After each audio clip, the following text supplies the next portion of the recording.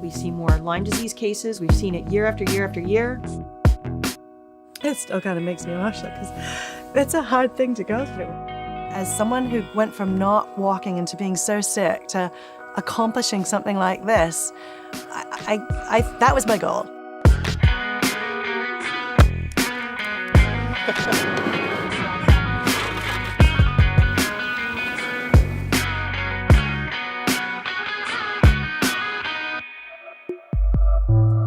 It's always good to get outside and, be able to kind of experience the changes of the seasons firsthand. And it's especially important, I think, on a trip like this because we are on the road and we get cooped up in a van or we're in like a congested city from time to time.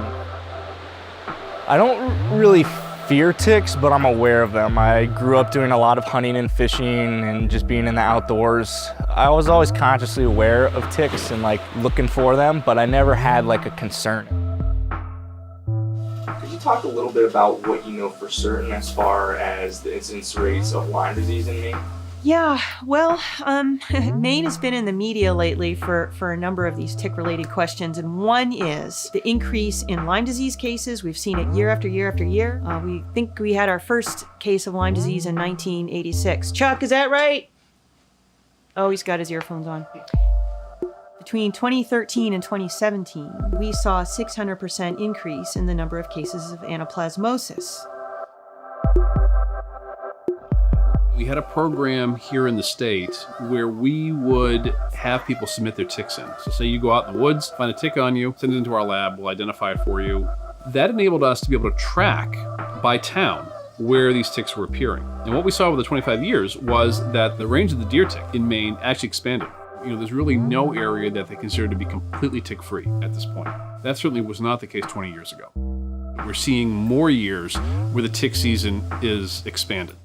This is even a difference from the 1990s when I started working on this stuff, where you could reliably guarantee the tick season would be shut down by Thanksgiving.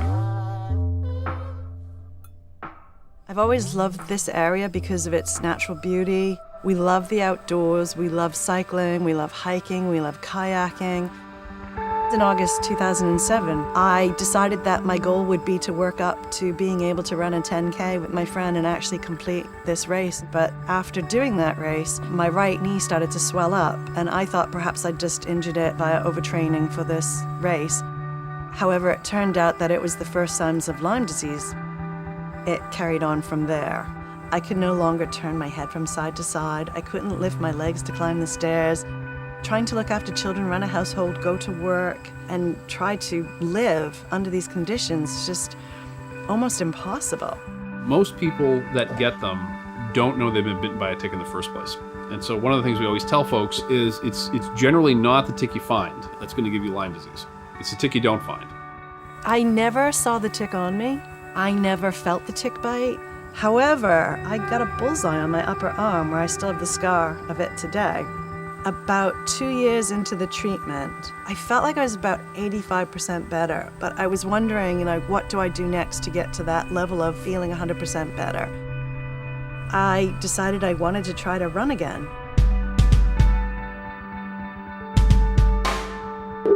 And so I started to recruit a bunch of local women who I knew run, and we all started training for my first marathon, which was the New York City Marathon.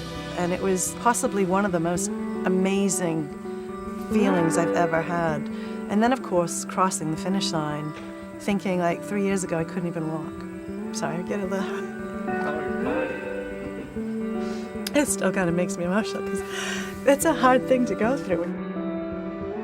More and more clinicians and patients know about the possibility of having had a tick bite. So now we have a couple of confounding factors, possibly. We could have increased transmission because there's a range expansion of the deer tick, but we also have increased discovery. Changing climate is a small piece. The larger piece is what are our policies and land use practices that we've engaged in, and are they healthy? Because our health and the health of our pets and the health of our wildlife are tied directly to our landscape health. When you can put all that in retrospect, and then you can do something like that you're like, wow, Knowing how much I suffered, there was no way I could walk away from it and let other people suffer if I could do anything about it. And I thought, wouldn't it be really cool to run all 5 of the world major marathons? As someone who went from not walking into being so sick to accomplishing something like this, that was my goal. I just thought, and I decided to create something around it called the Big 5 for Lyme. And with every marathon, talk about the disease, get the story out there, and help people. I'm so glad that I've recovered, and I will do everything I can now in my power to advocate for those who are out there who are sick.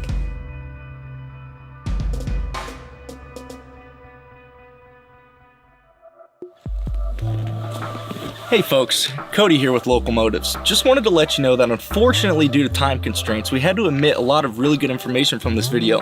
But if you'd like to know more about Angela's remarkable story or are curious about the work being done over at the Maine Medical Research Institute, check out the links in the description or head on over to our website where we have that information and much more. You know, if you spend time outdoors, it's really important to know what ticks are in your state and what diseases they're a vector of. So you want to know what preventative measures you can take when you're outside and how to perform those tick checks when you come back inside. As always, thank you for watching, and don't forget to perform those tick checks after you've been frolicking in the woods.